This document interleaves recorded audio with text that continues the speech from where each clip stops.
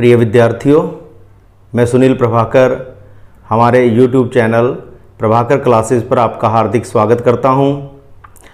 बच्चों, आज से पहले हम स्वर संधि के 4 भेद पढ़ चुके हैं, दीर्घ, गुण, वृद्धि और यण संधि।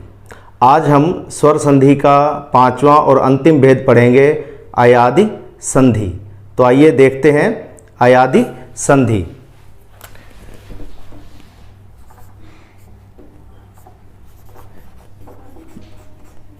ये स्वर संधि का 5वां और अंतिम भेद है, अयादि संधि। अयादि संधि के 4 नियम होते हैं। पहला है ए के बाद कोई भिन्न स्वर आ जाए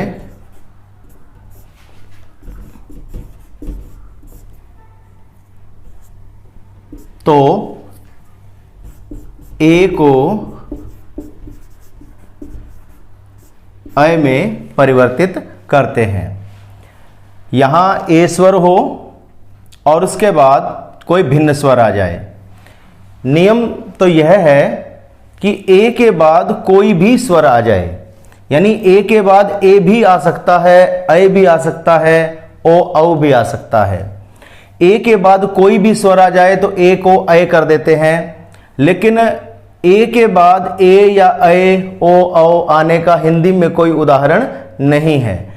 संस्कृत में इसके उदाहरण मिल जाते हैं, इसलिए हिंदी में अयादि संधि करते समय हम इस नियम को इस तरह से करते हैं कि ए के बाद कोई भिन्न स्वर आ जाए तो ये जो ए है, इस ए को हम अ में परिवर्तित कर देंगे और जो ये बाद का जो भी स्वर होगा वो इस य व्यंजन में जुड़ जाएगा, जैसे हमने यण संधि में किया था।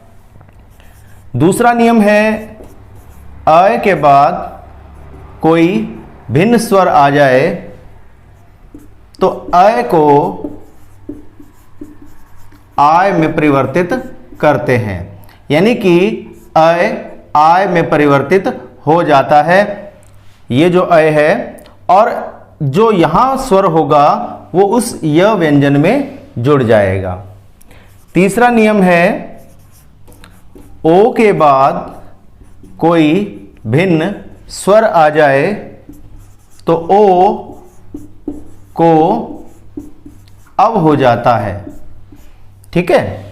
और चौथा नियम है औ के बाद कोई भिन्न स्वर आ जाए तो औ को आव हो जाता है। सभी में आप ये ध्यान रखेंगे कि ये जो य है ये स्वर रहित है और यहां जो व है वो भी स्वर रहित है, और जो ये संधि चिन्ह के बाद का जो स्वर होगा वो इस य व्यंजन में या व्य व्यंजन में जुड़ जाएगा। अब हम इसके उदाहरण देखते हैं। एक उदाहरण के माध्यम से मैं आपको समझाऊंगा, उसके बाद हम इसके सारे उदाहरण करेंगे। एक शब्द है हमारे पास यहां ने और यहां है अन, ने जमा अन, ठीक है। अन प्रत्यय है, ने एक धातु है, ने जमा अन। अब यहां आप देखिए, पहले आपको यह देखना है कि यहां अयादि संधि की स्थिति है भी या नहीं है। ने जो शब्द है इसका जब हम वर्ण विच्छेद करेंगे तो न जमा ए होगा, ठीक है। यानी कि ये जो न व्यंजन है इसमें ए स्वर है, ये हमने इसका वर्ण विच्छेद कर दिया। अन का वर्ण विच्छेद करेंगे तो अ जमा न जमा अ। वैसे इसकी आवश्यकता भी नहीं है, आपको सीधा दिखाई दे रहा है कि यहां अ स्वर है। अब आप देखें, ए के बाद अ आ गया, यानी ए के बाद कोई भिन्न स्वर आ गया, तो इस स्थिति में इस ए को किस में बदलेंगे? नियम कहता है ए को आप अ में बदल दें, यानी ए का स्थान अ ले लेगा ऐसे। तो इसका मतलब है यहां से ए का लोप हो गया क्योंकि ए अ में परिवर्तित हो गया। अब हम इसका फिर से वर्ण संयोजन कर देंगे। न में अब ए नहीं जुड़ेगा, न में अब अ जुड़ेगा, तो ये हो गया न पूरा स्वर आ गया इसमें। और यहाँ य व्यंजन आ गया, इस य व्यंजन में जो ये बाद का स्वर है वो इसमें जुड़ जाएगा, य में अ जुड़ने से य स्वर युक्त हो जाएगा, पूरा य हो जाएगा, और न में अ न हो गया, तो ने जमा अन नयन हो जाएगा।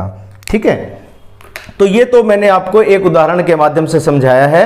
अब हम इसके और भी जितने उदाहरण हैं सभी देखते हैं। देखिए, पहला उदाहरण है चे जमा अन। यहां आप देखेंगे च व्यंजन में ए स्वर है, ए स्वर है, और यहां भिन्न स्वर आ रहा है। तो ए के बाद कोई भिन्न स्वर आ जाए तो आप इस ए स्वर को अय में परिवर्तित कर देंगे। अब आप यहां देखें, जब आप च में से ए को निकालेंगे तो आपके पास च आधा रह जाएगा, इस तरह से। ठीक है, आप एक स्टेप एक्स्ट्रा कर लें एक बार, उसके बाद हम डायरेक्ट करेंगे। च में से आपने ए को निकाला तो च आधा हो गया, फिर इस ए को निकालकर क्या किया, ए को अय में बदला, जिसमें आपने बदला उसको लिख दीजिए, जमा जो दिया हुआ है बाद का शब्द या कोई प्रत्यय उसे लिख दीजिए। अब आप इसको जोड़ दीजिए, च में अ जुड़ेगा तो च पूरा हो जाएगा, य में अ जुड़ेगा तो य पूरा हो जाएगा, और न, तो ये बन गया चे जमा अन चयन। ऐसे ही शे जमा अन, आप समझ गए होंगे शे जमा अन से क्या बनेगा।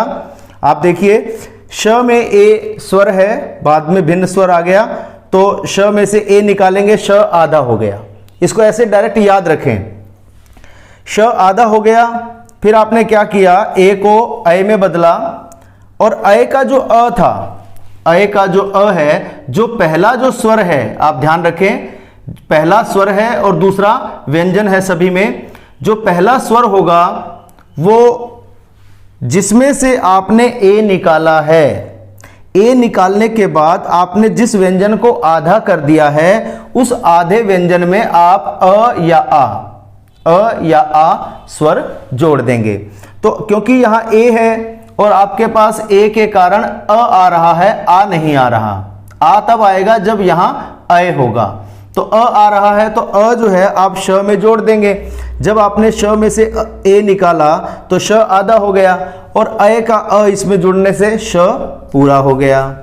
ठीक है, उसके बाद आपने अ तो इसमें जोड़ दिया, अब आपका जो य है वो आपके पास बाकी रहता है। इस य में आप ये बाद का स्वर जोड़ देंगे, जो भी स्वर हो, जरूरी नहीं है कि यहां अ स्वर होगा, यहां आप देखिए ई स्वर भी है, यहां उ स्वर भी है, कोई भी स्वर हो सकता है।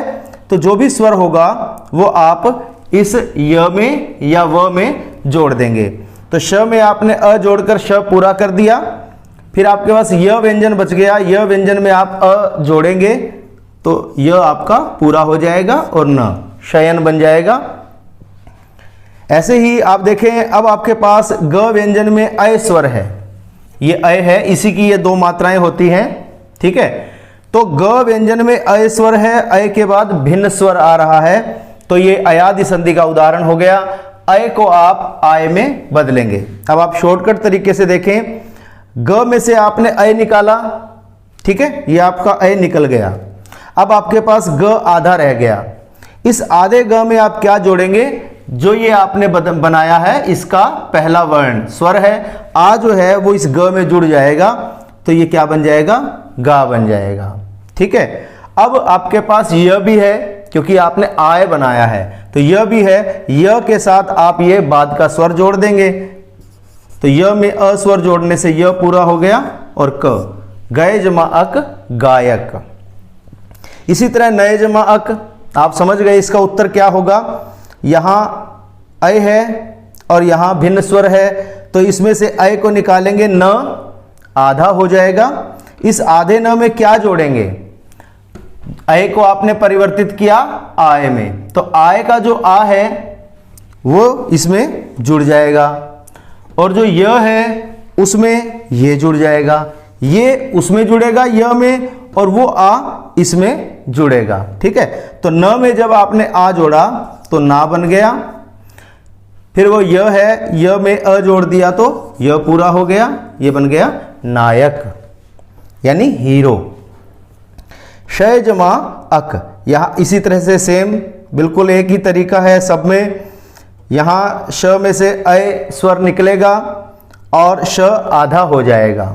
इस आधे श में अय आय में परिवर्तित हुआ तो आय का जो आ है वो श में जुड़ेगा तो ये बन जाएगा शा। ठीक है, फिर वो जो आपके पास य बच गया उसमें अ जोड़ेंगे तो यह पूरा हो जाएगा और क। शय जमा अक शायक। शायक का अर्थ होता है बाण, तीर, बाण का पर्यायवाची है। ठीक है, गए जमा अन, यहां आपके पास फिर से अय स्वर है और अय के बाद भिन्न स्वर आ गया, तो यहां जब आप अय निकालेंगे तो आपके पास ग आधा रह जाएगा। इस आधे ग में आप अय को आय में बदला तो आ जोड़ देंगे, तो आधे ग में आ जोड़ेंगे तो ये गा बन जाएगा। फिर य है आपके पास, य में अ जोड़ेंगे तो य पूरा हो जाएगा और ये न। गए जमा अन गायन। ठीक है, ये है विनय जमा अक। यहां आपके पास वही अय स्वर है और इस अय स्वर को आप आय में बदलेंगे क्योंकि बाद में भिन्न स्वर आ रहा है, इसलिए यहां आप वी को तो लिख लें, यहां कोई परिवर्तन नहीं होना। न में से अय निकालेंगे तो न आधा हो जाएगा, आधे न में आप आ स्वर जोड़ेंगे तो ये ना बन जाएगा। और ये जो य व्यंजन है, इस य व्यंजन में ये बाद का स्वर जुड़ जाएगा, य पूरा हो गया। विनय जमा अक विनायक।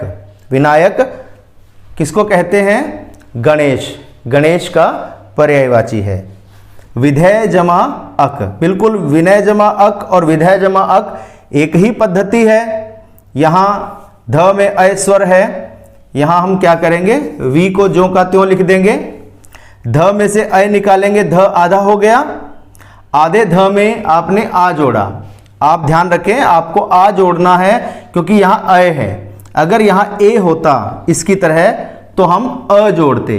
ठीक है, तो यहां आप आ जोड़ेंगे तो ध में आ जोड़ा, धा हो गया। और य है, य में अ जुड़ेगा तो य पूरा हो जाएगा। विधेय जमा अक विधायक। आगे देखिए, गए जमा इका। यहां तक ये अय के उदाहरण हैं। यहां ग व्यंजन में अय स्वर है तो इसमें से अय स्वर निकालेंगे, ग आधा हो जाएगा। फिर आधे ग में क्या जोड़ेंगे, आ, तो ये क्या बन जाएगा, गा। फिर आपके पास यहाँ य व्यंजन है, य व्यंजन में जो भी ये बाद का स्वर है वो जुड़ जाएगा। तो यहाँ हरस्व ई है तो य में हरस्व ई जुड़ जाएगी तो ये बन जाएगा गायिका।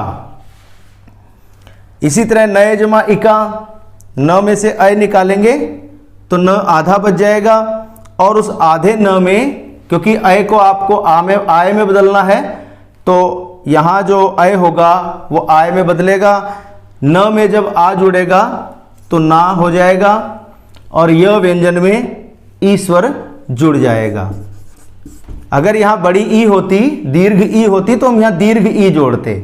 अगर यहाँ उ स्वर होता तो यहाँ हम उ जोड़ते। जो भी स्वर है वो इस बाद के व्यंजन में आप जोड़ देंगे। ठीक है, तो यहाँ य स्वर था हमारे पास, य व्यंजन था तो य व्यंजन में हमने ई स्वर जोड़ दिया। नायिका, नायक हीरो होता है, नायिका हीरोइन होती है।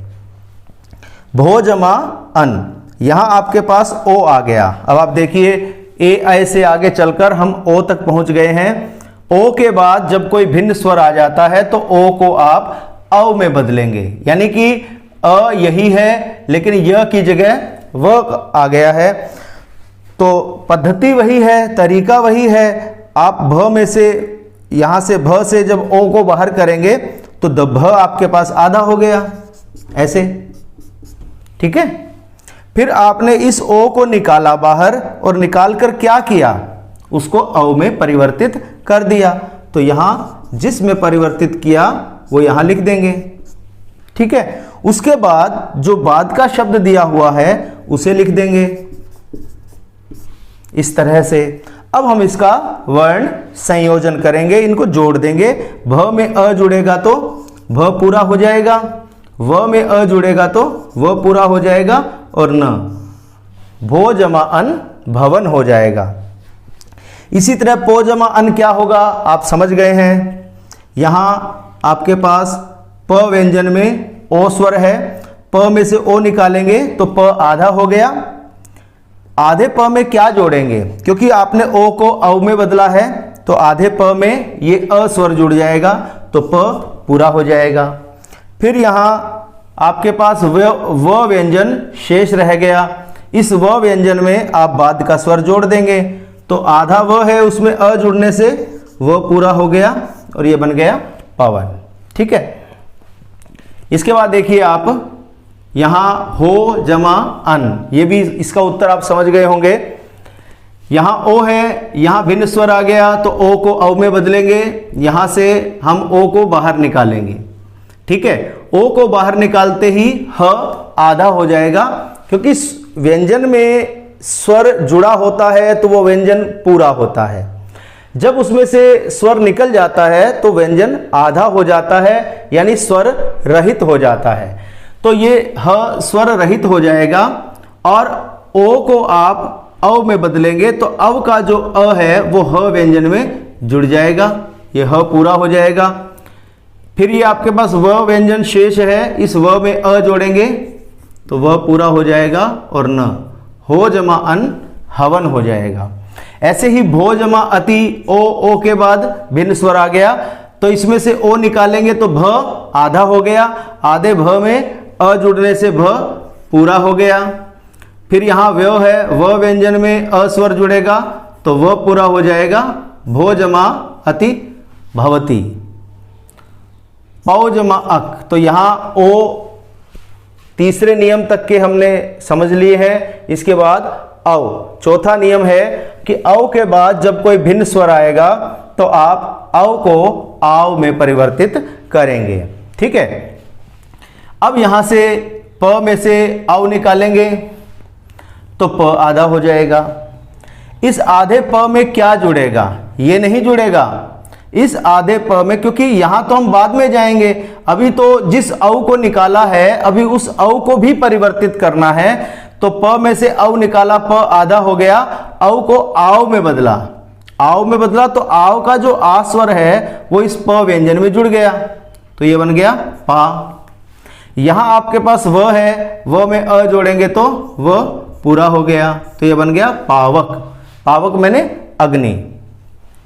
भौ जमा उक, औ के बाद भिन्न स्वर आ गया, यहां से औ को निकालेंगे तो भ आधा हो गया, आधे भ में औ को आव में बदला तो आधे भ में आ जुड़ जाएगा तो भा हो जाएगा। फिर आपके पास व व्यंजन भी है, व में उ स्वर जुड़ेगा तो वो हो गया और क हो गया, भौ जमा उक भावुक। अब यहां देखिए यहां आपके पास है नौ, यहां इसमें से आप जब औ स्वर को निकालेंगे तो न आधा हो गया, आधे न में आप क्या जोड़ेंगे, औ को आव में बदला तो आ जोड़ देंगे।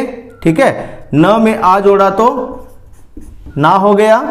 उसके बाद व व्यंजन है, व में ई स्वर जुड़ जाएगा, ऐसे ह्रस्व ई है, ह्रस्व ई जुड़ गई तो ये बन गया नावी और ये क लिख देंगे नाविक। नाव चलाने वाला या नाव से यात्रा करने वाला नाविक कहलाता है। ठीक है। उसके बाद श्रौ जमा अक, यहाँ भी औ है, बाद में भिन्न स्वर आ गया तो यहाँ से जब औ को निकालेंगे तो श्र आधा रह जाएगा। ठीक है। आधे श्र में क्या जुड़ेगा, औ जो आव में परिवर्तित हुआ, आव का आ श्र में जुड़ जाएगा तो ये बन जाएगा श्रा। ठीक है। और व व्यंजन इसमें अ जुड़ जाएगा तो ये बन गया व और ये क, श्रौ जमा अक श्रावक। ठीक है। तो ये है हमारी अयादि संधि। अभी इसमें एक दो अपवाद हैं वो मैं आपको और बताता हूं, वो क्या है। अपवाद के बारे में भी आप जानेंगे और हम इसका संधि विच्छेद करने में थोड़ा सा आपको ध्यान रखना है, उसके बारे में भी हम अभी बात करते हैं। अब आप इन दो उदाहरणों को देखिए। ये दोनों उदाहरण अपवाद के हैं। अपवाद का मतलब कि जो कोई ऐसा शब्द है जो नियम पर खरा नहीं उतरता, जो नियम से हटकर है, जहां नियम लागू नहीं होता, उसे अपवाद कहा जाता है। तो यहां शब्द आप देखिए गो जमा अक्ष। अगर हम इसके अनुसार करें, जो ये हमने अयादि संधि के नियम लिखे हैं, तो यहां क्या है, आपके पास ग में ओ स्वर है। जब आप इसमें से ओ निकालेंगे तो आपके पास ग आधा रह गया, ठीक है। फिर इस ओ को आपने बदल दिया ओ को औ में, तो यहां आपने औ में बदल दिया। ये आपका व जो है वो हल चिन्ह है इसमें, और अक्ष। अभी तक हम ऐसे ही करते रहे हैं। अब हम इसको जोड़ देंगे। ग में अ जुड़ेगा तो ग पूरा हो जाएगा, व में अ जुड़ेगा तो व पूरा हो जाएगा, और क्ष गवक्ष। इसी तरह से बनना चाहिए।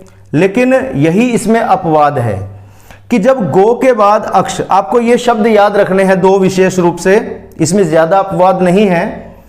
गो के बाद अक्ष शब्द आ गया तो आपको जो ये ओ है, जिस ओ को हम औ में बदल रहे हैं, इस औ में, वहां आपको इस ओ को इस औ में ना बदलकर इस औ में बदलना है, ठीक है। यहां आप देखेंगे, यहां इसमें औ में बदलेंगे, ठीक है। यहां आप दो संधि पाएंगे। एक तो गो और अक्ष के बीच में संधि हो रही है। फिर क्या होगा अभी मैं आपको दिखाता हूं। जैसे इसको हम एक बार हटा देते हैं। हमारे पास शब्द है गो जमा अक्ष। अभी तो आपने अयादि संधि के तरीके से इससे गवक्ष शब्द बनाया, ये सही नहीं है। अपवाद कहता है कि गो के बाद अक्ष आ जाता है, तो ये जो ओ है, यहां से जो हम ओ निकालेंगे, इस ओ को आप इस औ में परिवर्तित करेंगे, यानी व को हल चिन्ह नहीं होगा, ठीक है। तो अब इसके अनुसार आप जब इसमें से ओ निकालेंगे तो आपके पास ग आधा हो गया, ठीक है। अब आपने इसमें जोड़ दिया अव, क्योंकि आपने औ में परिवर्तित किया है। बाद में आपने जोड़ दिया अक्ष, ठीक है। अब आप देखिए ग में अ जुड़ेगा तो ग पूरा हो जाएगा। अब यहां क्या है, व में अ स्वर है पहले से और यहां अ आ गया, तो अ और अ दीर्घ संधि के नियम के अनुसार आ हो गया, तो ये बन जाएगा वा, और ये क्ष। तो यहां आप देख रहे हैं कि गो जमा अक्ष में अयादि संधि तो है ही, और अयादि संधि के साथ यहां बीच में दीर्घ संधि भी हो रही है। इसमें दो संधियों का काम है और नियम से हटकर है, इसलिए ये अपवाद का उदाहरण है। गो जमा अक्ष की संधि आप गवक्ष नहीं करेंगे, गवाक्ष करेंगे। गवाक्ष क्या होता है? गवाक्ष होता है, गव का अर्थ होता है गाय, गव, ठीक है, और अक्ष का मतलब होता है आंख, गाय की आंख। हालांकि ये शब्द गाय की आंख के रूप में प्रयुक्त नहीं होता। गवाक्ष शब्द का अर्थ होता है जो घरों में, कमरे में कोई रोशनदान होता है, उस रोशनदान को, या उसको उजालदान भी कहते हैं, उस रोशनदान को, उस उजालदान को, उस झरोखे को गवाक्ष कहा जाता है, ठीक है। अब आप इसका दूसरा उदाहरण देखिए। ये इस तरह के जो अपवाद के उदाहरण होते हैं ना, ये आजकल परीक्षा में आते हैं और इन्हीं को हमें याद रखना होता है और समझना होता है। ये कॉमन चीजें हैं, ये आपको हर जगह मिल जाएंगी, ठीक है।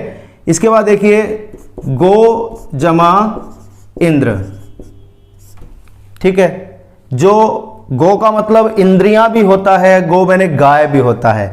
जो इंद्रियों का, गो इंद्र मैंने स्वामी, जो इंद्रियों का स्वामी है, ठीक है। अब आप यहां देखिए, पहले हम इसे अयादि संधि के तरीके से सीधा सीधा बनाते हैं। यहां आपके पास ओ स्वर है, ओ स्वर के बाद भिन्न स्वर आ गया तो यण संधि हो गई, अयादि संधि हो गई।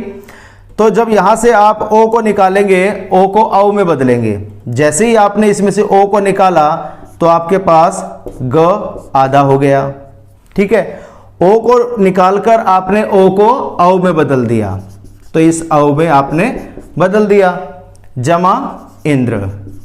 ठीक है, अब आप इसको जोड़ देंगे तो ग में अ जुड़ेगा तो ग पूरा हो जाएगा। व में ई, यहां व व्यंजन है, ह्रस्व ई है, तो ये इस तरह से हो जाएगा आधा न और द्र। जबकि ये कोई शब्द नहीं होता, गो जमा इंद्र गविंद्र नहीं होता। तो कैसे होता है, अब हम इसको अपवाद के तरीके से करते हैं। गो जमा इंद्र, ठीक है। तो यहां से जब हम इसमें से ओ को निकालेंगे तो आपके पास ग आधा रह जाएगा, ठीक है। यहां तक तो वही है, ओ को निकाला, ग आधा रह गया। अब इसमें कहा गया है कि ओ को आपको अव में बदलना है, इस अव में जिसमें व में हल चिन्ह नहीं है। तो ये आप इसमें अव में, सॉरी, आप इसको अव में परिवर्तित करेंगे, ठीक है। अव में परिवर्तित करने के बाद इंद्र शब्द लिखेंगे। अब देखिए ये क्या हो गया, ग में अ जुड़ गया तो ग पूरा हो गया, यहां तक हो गया। अब क्या है कि व और ई, व व्यंजन अकेला नहीं है, इसमें अ स्वर है, तो यहां अ स्वर आ गया और यहां ई आ गया। गुण संधि में हमने पढ़ा था कि अ या आ के बाद ई या ई आ जाए तो दोनों मिलकर अ हो जाते हैं, सॉरी, दोनों मिलकर ए हो जाते हैं, ठीक है। तो यहां ये दोनों ए में बदल जाएंगे, यहां से अ और यहां ई, अ और ई मिलकर ए हो जाएंगे, तो ये बन जाएगा गवे, ठीक है। ये ई हट जाएगी, आधा न और द्र, तो ये बन गया गवेंद्र। तो गवेंद्र जो है ये शुद्ध शब्द है। गवेंद्र मतलब जो इंद्रियों का स्वामी है। तो गो जमा इंद्र गविंद्र नहीं होगा। अब आप यहां देखेंगे, यहां एक संधि तो है गो और इंद्र के बीच में अयादि संधि, फिर अपवाद स्वरूप अव में परिवर्तित हुआ, तो यहां गुण संधि भी हो गई। तो दो संधियां इसमें एक साथ कार्य कर रही हैं, तो ये दोनों अपवाद के उदाहरण हैं। इसके बाद, और इसमें ज्यादा अपवाद नहीं है, इसके बाद हम देखेंगे कि जब हम इसका संधि विच्छेद करते हैं तो हमें किस बात का ध्यान रखना है। जब भी परीक्षा में कोई प्रश्न आ जाता है कि वो उदाहरण अयादि संधि का हो, तो आपको क्या करना चाहिए। जैसे मान लो परीक्षा में आ गया नायिका शब्द, कि नायिका शब्द का संधि विच्छेद क्या होगा। अब आपके पास चार ऑप्शन आ गए। यहां आपके पास हो गया ने जमा इका, नए जमा इका, नो जमा इका या नव जमा इका, ठीक है।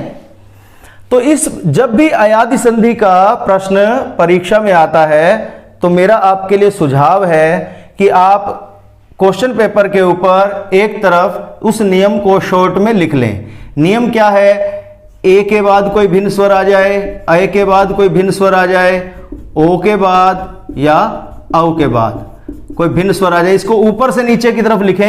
ए ऐ ओ औ स्वरों को याद करते समय हम इसी क्रम में याद करते हैं, अ आ इ ई उ ऊ री ए ऐ ओ औ, ए ऐ ओ औ, ठीक है। ऐसे लिखकर और इसके आगे लिख दें ऐ, आय, अव और आव। इस तरह से आप अपने क्वेश्चन पेपर पर एक तरफ इसे जरूर लिख लें ताकि आपसे कोई गलती ना हो। नहीं तो अयादि संधि जितनी आसान लगती है उतनी ही इसमें गलती की संभावना ज्यादा होती है। तो ये आपने यहां लिख लिया। अब इससे आपको क्या हेल्प मिलेगी, आपको इस शॉर्ट से पता लग गया कि ए के बाद कोई भिन्न स्वर आ जाए तो आप ए को ऐ में बदलेंगे, ठीक है। ये प्लस का निशान चाहे ना लगाएं, इस तरह से लगा दें या कोई तीर का निशान लगा दें, हमें यह बताना है कि इसका संबंध इससे है, ठीक है, इस तरह से। अब आप देखिए यहां शब्द है नायिका। बेशक आप इन ऑप्शंस को मत देखिए, आप अपने ढंग से कीजिए। नायिका शब्द है, पहले आप यहां देखें कि यहां आ है और यहां ई है और यहां य जो है वो व्यंजन है। आपको मुख्य ध्यान इस बात पर रखना है, क्योंकि अयादि संधि में या तो य व्यंजन आता है या व व्यंजन आता है, तो हमें यह देखना है कि यहां य आया है या व आया है।